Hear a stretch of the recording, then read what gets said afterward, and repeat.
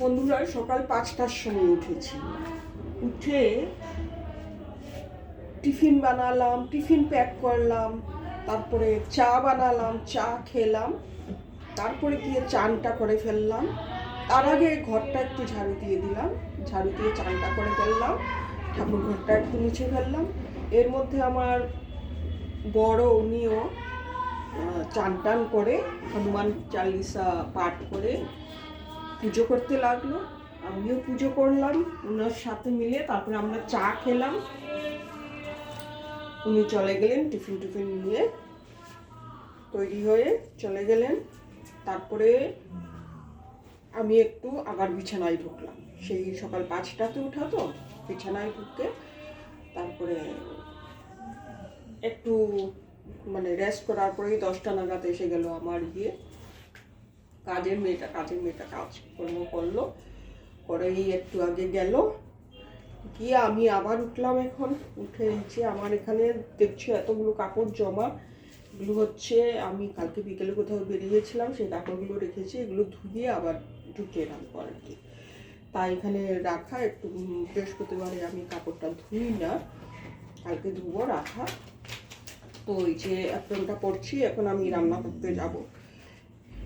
আমি কি রান্না করছি সেটা আমি দেখাচ্ছি তোমাদের, তো চলো দেখায়।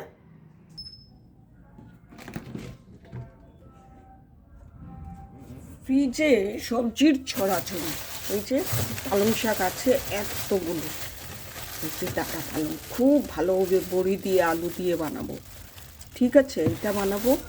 আর এখানে অনেক সবজি আছে, বিটটা বানিয়ে নেব, কারণ একটাই বিট বেঁচে আছে, তার পাতাটা এরকম নুয়ে গেছে দেখে এটাও বানিয়ে নেব। চলেন বানিয়ে নিই। নিচে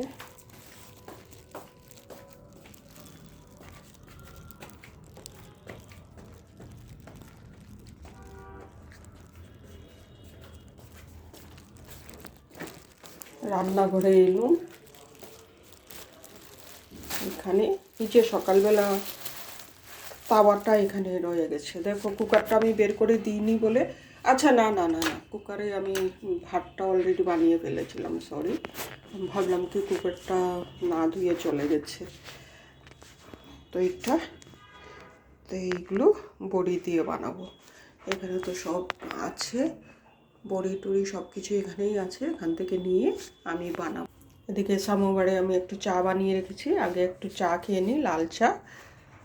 এই বিটটাই অনেক দিন ধরে পড়ে, অনেক দিন না, গত শনিবারই এনেছিলাম আর কি, তো একটা বেঁচে গেছিলো, নিচে পড়েছিল, দেখি তো একটু যেন কেমন লাগছে, ঠিকই আছে, কেটে ফেলার পরে বোধহয় ঠিকই লাগবে। পালং শাকটা দেখে আমার খুবই আনন্দ হচ্ছে,